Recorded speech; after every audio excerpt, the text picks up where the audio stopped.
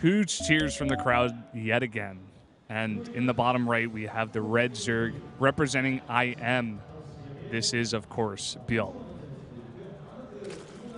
Such a player who's been around for a really long time in StarCraft2, you know, playing, messing around in StarCraft1 as well, getting his start on Fnatic. He's up against this player, Chance, the player that Gerard did give opportunities to play, and he did perform well. You know, Calder and I were always saying, why not put this guy out earlier? Why not test him earlier? And when he did play, he came through. Yeah, and that's why I'm sure Gerard is putting him out here again in the 4th set for today. Well, I want to mention this again briefly because we have most likely a gateway expand here from Chance coming down. I'm going to call him that accidentally for quite some time before I remember that his ID is remember. Before you remember about remember. But before we get into this game, I want to mention again that for the whole season, what I want people to do when they tweet about this is to hashtag SPL and spread the word, tweet about this. There's going to be a lot of things going on Twitter in the future. Might even be some giveaways and things of that nature. So you guys can follow SC2 Pro League on Twitter. Follow them on Twitch as well. You can follow Brendan on Twitter. Brendan just recently getting into Twitter. He's still learning, but he's getting a lot better at it. He's Brendan Valdez. And, of course, myself at Proxy Wolf. Do that, tweet at us, and tweet at SC2 Pro League. And make sure that you always hashtag SPL because I really want this to grow a lot on Twitter. This is one of the most prestigious esports events in the world, and more people need to know about it. Yeah, I mean, even if you brought someone who's not really into esports or doesn't even really play games to even just watch the sets we've had today, like it's been just so exciting in one day. You have to think about all of the Pro League and all the games that we're going to have in the future. You just got to get more people into this game. You have to spread the word. It's all about spreading the word, actually. Yeah. You know, get it out there. Let people know why it's important. So we do have pool after hatch here for ByuL, and remember does go for that cybernetics core actually. So he's gonna be doing the safer version of the gateway expand and also the more aggressive version because he has warp gate research up so much faster with this, and it can really make ByuL have a terrible time if he takes his third base too greedily and doesn't prepare for a potential timing attack. Yeah, and I'm not very surprised to see this setter. Remember, you know, just playing very, very safe. He is up 1 game for his team. Prime is up 2-1 over IM. And just play a very, very safe game or potentially, you know, knock some thoughts into your opponent. Say, hey, I have work gate research up. You have to be careful. Or at least I'm going to get it faster than I normally would with this build. And I'm sure ByuL coming in here and seeing this, he is going to at least expect something or prepare for, you know, the expansion that he does see coming up right now. Yeah. ByuL is a player who will oftentimes, he's really similar to Lenok in the way that sometimes when he sees a build like this, he's not scared to make 20s Zerglings to just say, all right, there's no way. I'm shutting any pylon down that you think you're going to make. As you can see, he's already putting his Zerglings around the map to look for this. Saying, all right, anything you want to try, you want to do anything funny, I'm watching you, and I'm going to have 20 lings. That's 10 larvae I just spent, but it's going to be worth it because you are not catching me off guard. No way. He hasn't quite made those Zerglings yet, but he is sending them all over the map, getting tons of scouting information here. Sending in the Zerglings now, probably going to get taken out by the Sentry. Yes, it does. Not getting much information besides the fact that the expansion is about to go up. Sees the Nexus timing, knows that it's core before Nexus. Also, his Overlord is able to confirm that earlier. This Overlord wants to take one last look to see if it's a Stargate before it does get picked off by the Sentry, and actually sees that it's triple gates. And this is the moment where ByuL has to make a choice. Does he try to get his Roach Warren up, or is he going to rely only on Zerglings? Doesn't want to. I was just going to say doesn't want to push it out too early, but he's going to have to make that choice soon. Yeah, that is a choice coming up in the future for ByuL. Starting 10 Zerglings, just being safe, getting some presence on the map, reducing as much scouting information. And just he wants to shut down pylons. He wants to make sure there's no forward pylon that he doesn't know about that that Remember could actually use against him here. He's got the watchtower over on the left side. Sends his Zergling all through the dark parts of the left side on this beautiful ice tile we have on our Sejong research facility. Yeah, and I, as a coach, if I were a coach, this would be the player that I would love to send out. A guy that sends his Zerglings literally everywhere on the map, making a bunch just to be safe, starting the Roach Warren, even getting that speed is about to finish. Gonna come up here at the front, try to see what he can see maybe if a third base is going up just yet. Doesn't see anything quite yet. Starts his own third. Twilight Council comes down for Remember, and that is interesting because he didn't attack. He didn't commit, and this is something that really hurts ByuL in a way because he made so many Zerlings. Probably not going to really make any Roaches because he knows that the attack is over. But look at the probe count. Better for Remember. And with this, we could maybe see a blink timing. I don't think we will, but it's absolutely a possibility. Yeah, it's on the table. It is something that ByuL has to be careful about. He did not see the Twilight Council as far as I know, just yet. He does have that hallucinated Oracle just coming in here for some scouting. Yeah, I really want to see the production tab. Like, they're keeping it hidden from me intentionally just so I don't know if Blink is on the way or if there's a Dark Shrine. There it is, just as I thought. Because he knows, okay, this is a very scary build as a Zerg player to face because you see the 4 gateways. You can't not make units because if you don't make units and he attacks you with 4 gateways, you might die. So he makes units. And then in the next phase where you realize, oh, he faked me out while you're droning, that's when the scary part happens where he actually starts Blink, adds the gateways, and hits you with this really fast timing that it's hard to hold because your economy is not where it's supposed to be at this part of the game. And there's no investment for Remember on this timing because for him, the gateways he added, yeah, that's 450 minerals on those 3 gateways he added earlier, but he didn't actually make any units with them. So they're still there, and they're still useful for making more Stalkers later with even more gateways coming out, up to 7. Yeah, that is 7 gateways now on the map. He is going to get this Overseer in here and scout that, actually. Unless it does get denied by these Stalkers, but he's not going to the Overseer. The Overseer is just going to get a bunch of information here. Well, seeing the Stalkers alone, he knows what's up. Yeah. And what he also has is Burrow Research. It's nearly completed, and with Burrow Research completed without any detection, it's going to be virtually impossible to end the game here. For Remember, he can do a lot of damage on the other hand. He has to. In fact, he must. Yeah. That's very key. He has to do damage in order for this to pay off for him. He is closing off that hole at the front, as the Observer does point out there. Getting all of his units grouped in here, starting a pylon forward. Yep, forward pylon here. And the Zerlings actually find that. He could actually try to get it down.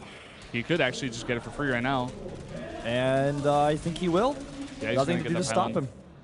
Oh, in any second that Remember spends walking back to try to deter the Zerlings off of his pylon is time bought. Burrow is done. There are so many Roaches out. And I think, honestly, I'm no scientist, but if I remember right now, I think I might poke a little bit and start a Robo and try to go back to something else because that Hydralisk Den is the perfect symbol of confidence for ByuL right now. He's like, I've already helped the beginning part of this. And he set a trap for him with all of his units burrowed on top of the rocks. Look at this. And Remember does not have any detection for this.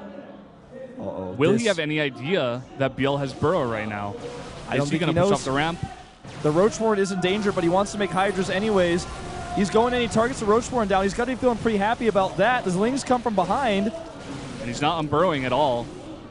He's waiting. He wants to wait until the Stalkers are all the way on top of that so he can get the best possible surface area. But the Stalkers are getting their damage done. There's the unburrow on top of the Stalkers. Double time warp goes down. Decent force fields here, but there are Hydras on the way. Hydras on the way. He burrows again, going to regen that health. And now he's got to be in a sticky situation right now for Remember. Oh, yeah, he definitely is. And the thing is, once the Hydras are out, he can just unburrow again. Zerling's catching those reinforcements as well. And if he never unburrows, then those units can never actually kill. But he is whittling away at that hatchery's hit points. So he could always blink into the main base. He's got the potential. And then he can force field. There's no burrow movement. There's no burrow movement yet. He could actually blink into the main. That is a big point. Putting out the force fields again. He does unburrow. That is a lot of units. A time warp going down, but so many units coming out of ByuL. I think he's going to hold off this attack even with the blink. Hydra's coming through. It's just way too much. Zerling's running down the ramp. The Hydras kill the mothership core. Beautiful Stalker micro here by Remember, but it just does not matter. And ByuL says, remember me. Remember Burrow. Do not forget. And Remember has to walk home with his Stalkers tucked behind his legs. That analogy fell apart like this strategy for Remember that we just saw here. One Stalker falls, and I think he's going to have to type out here. There's no transition point. What can he hope to accomplish against a Zerg player who has this much tech against him? He is nothing. He's starting a Robo now. He's trying whatever he can do. He's going to try to hold on, but I don't think it's going to be enough. I think this is going to go to an ace patch. I think so. Had he known those units were burrowed, had he known the amount of units that ByuL had, he would have never committed to this. He would have tried to transition earlier. Still would have been tough, but better than going on a suicide mission against that many burrowed units. And I really, really, really, really respect the patience of ByuL there. He waited until the last second. Using burrow like we don't really see all too often in competitive play. Yeah, that's a great point there. You don't see that kind of strategy coming out very often, but he did it perfectly, waiting, even letting his Roach Warren going down. He knew that he had the Hydras coming out as well. He was like, okay, I'm going to wait until you get up the ramp, and then I'm going to reveal. And he did so much damage, he reburrowed, even let his hatchery take a bunch of damage first before attacking again, and then able to take that away. Here he is denying the third base with that Burrow juggling over there. He's going to try to get that Observer out to try to start that third, but just looking at the supply and the tech advantage right now, it's just too much. Yep. He didn't even have a forge. He has no upgrades. I mean, the Zerg player, ByuL, did take a little bit of a hit. He had to make a lot of units. His economy is not where he would like it to be, but he doesn't have to kill his opponent here. He can just bait out the force fields, continue to poke while he takes a fourth base. He's got Hydraless speed on the way. He does not want to actually get himself caught here. He gives away a lot of Zerglings for free, and this Roach army is relatively small now, all things considered. He's got to be careful not to toss this game away, at least not his advantage. He is doing a good job, though, keeping this third away, bringing the units over to the left side, whereas taking over the area of the third base, or where it would be for Remember. Oh, that's so unfortunate. That cannon is what he needed for detection to eliminate that Zergling. That's the reason why he doesn't have a third base right now. I think he even skipped Observers because he knew that he needed to get those Immortals out to survive. Even not even just to move into some mid-game position, but he's hanging on a thread right now. Yeah. There's the Observer, and now he can finally take that third base. Finally, and I think that's the only thing he really can do, try to take this later. I mean, even just now, ByuL having a really sizable army, he is going to pick off this Warped Prism, or almost gets it, that Sejong-Station. Hydra speed! No! Oh. So close there. Warped Prism getting away. Hydra speed, Warp Prism acceleration buff. Always trying for it, and he is going to get a few Zealots in here. Look at that one Hydra, he's ready. Oh, his buddy. They do pick off that Warp Prism, so that's going to be about it for that aggression. But this is still a strong attack. Maxed out Zerg army. It's all about positioning here. Yeah, and coupling around, he's probably going to surround. He has so many units right now. Roach Force in the beginning. He's going to have he has to have really good force fields here. They have to be better than perfect. So far, they're pretty close. This hatchery will fall for free. He actually gets the hatchery. No Mothership Core for recall, though. Don't forget. But this is not a comfortable position by any means for ByuL. He still has this very difficult army to contend with right now, and with all those sentries still alive, so many force fields are still available. He did use about 6 there, I think, if I'm correct, in that fight, but he still has a bunch of energy now, trying to bail out some force fields as ByuL does a bit, but gets some of his roaches caught there. Gonna have to back off, not committing just yet. It's just this army loses its relevancy as the game goes on. It's an army that's supposed to fight roaches purely, not roaches with Hydraless support, and almost Hydraless with roaches support. At this point, with all the Hydras he has, gateway units are just not built to handle this. Just ask Huck. Here we go. Concave on all of these units. Guardian Shield goes up, but it's just too much ByuL and not enough Remember. There's not enough to remember for Remember. So many Hydras, not enough force fields, just rolling over this Protoss army. Look at that supply burrowing, coming back up as a celebration. Yeah, and he can even dance the Hydras if he wants to right now. A good attempt by Remember here, but we are going to go to our very first ace match here. GG! This is a beautiful symbol of how awesome this type of league could be in Korea, where you have this back and forth dynamic, and we will go to an ace match. We will get to see the player reveal. I have no idea who it's going to be. It could be anybody for both of these teams. It literally could be anybody. Both of these teams have a lot of really, really good players. Are they going to put out something they put out before? That's the question. I think we could actually see Squirtle or Hero. Hero might be wanting to come out because with the way things went for him, he can't be happy to lose in such a way. I could see him come out. I could also see Squirtle. For Prime, for the fans, Cal. But for them, if I were Gerard, I would put Creator out again. That's my opinion here. Yeah, I have to agree with you, actually. I was thinking Cal, maybe he did have a strong game. He definitely did play very well, and it would be a fan favorite. But, Creator, maybe the more solid player to come out here. He did go with the